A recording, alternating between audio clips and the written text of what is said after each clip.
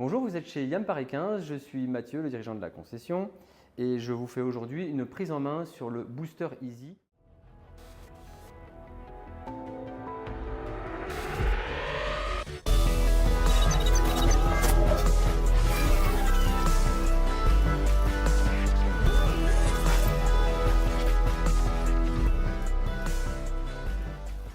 Donc c'est la version assistance électrique catégorie vélo, puisque il y a une autre vidéo pour le modèle Booster tout court, pas Easy donc, qui lui est avec une assistance jusqu'à 40 km/h.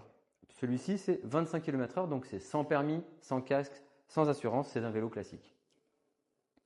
On va commencer avec le réglage de la hauteur de la selle. Donc vous devez vous mettre sur le vélo, le talon sur le milieu de la pédale et vous devez mettre la manivelle de la pédale donc, dans l'axe du tube de selle en fait. Et lorsque vous êtes bien positionné comme là c'est le cas, votre jambe doit, voyez, pouvoir faire ce que je vous montre là, c'est-à-dire quand elle est comme ça, elle appuie bien sur la pédale, quand elle est ici, elle relâche la pression. Ça, c'est le réglage optimal pour avoir la meilleure efficacité de pédalage sur le vélo. Ensuite, on va parler de la pression des pneus. Donc cette pression, vous devez l'ajuster régulièrement. Bon, là, ma recommandation, c'est de regarder toutes les 2-3 semaines idéalement, une fois par mois au minimum.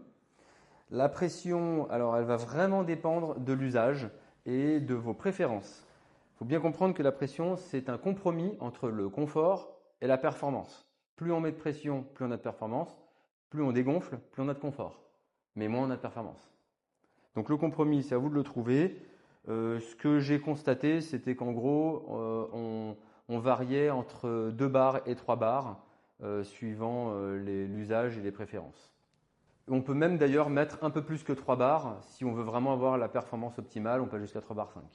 On met toujours un petit peu moins à l'avant. En général, on enlève 500 grammes par rapport à l'arrière.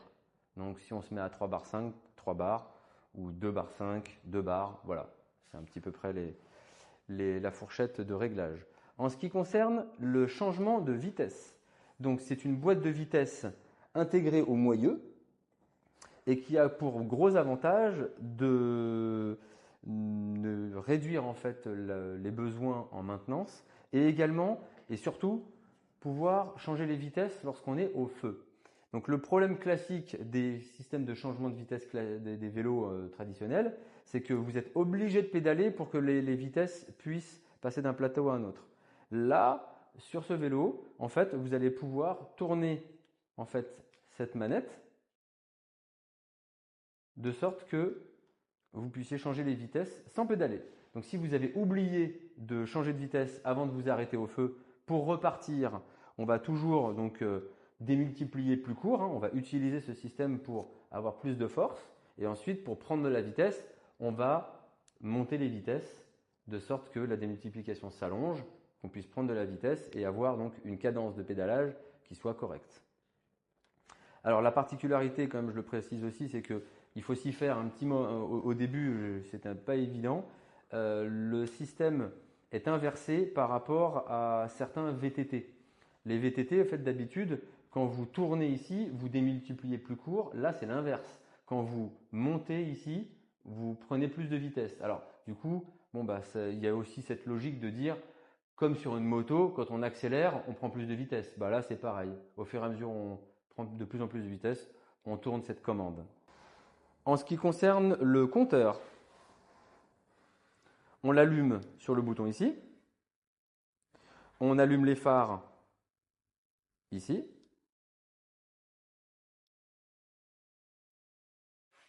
Et sur le bouton qui se trouve à gauche, on a l'assistance de pédalage pour monter les côtes lorsqu'on est à côté du vélo. Donc, par exemple, vous vous dites, allez, cette montée-là, je ne la sens pas, je préfère pousser le vélo, mais vous ne voulez pas supporter le poids du vélo.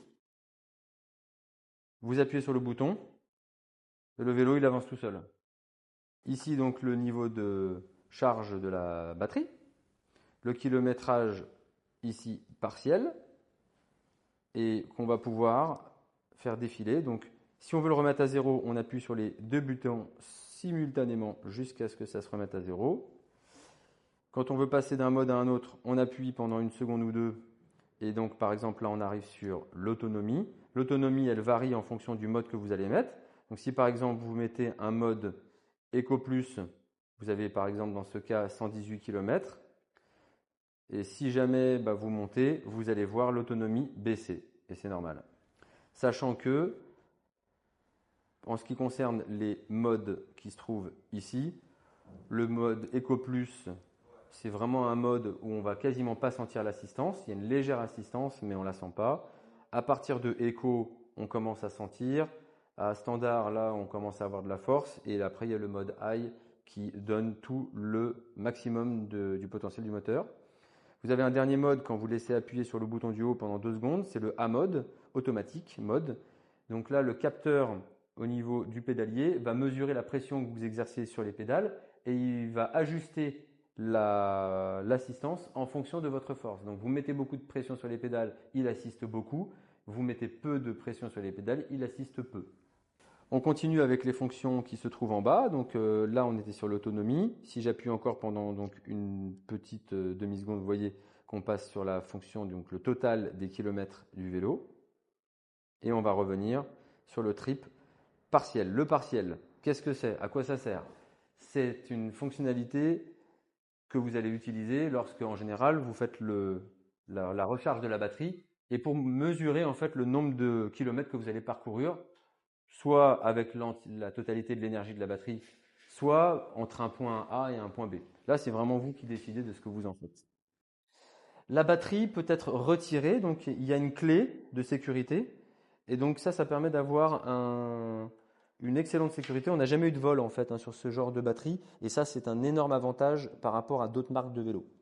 Donc on tourne la clé, on tire donc la batterie, on la coulisse, on vient déconnecter la prise et ensuite on va pouvoir retirer la batterie. Donc on vient connecter le chargeur sur la prise de la batterie. On a la possibilité de regarder où en est la batterie avec ces LED. Si toutefois la dernière lumière, la première plutôt, se mettait à clignoter, ça veut dire qu'il faut impérativement la charger. Très important.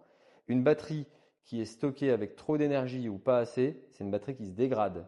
Lorsque vous chargez une batterie, que ce soit celle-ci ou une batterie de n'importe quel appareil électronique, la recommandation c'est de toujours se mettre à distance des matières inflammables. Donc on va privilégier le carrelage par exemple. En termes de température, si jamais le chargeur monte trop en température ou si la batterie monte trop en température, il y a des systèmes de sécurité pour éviter notamment les incendies, mais le risque, c'est que la charge puisse s'interrompre si ça monte trop en température.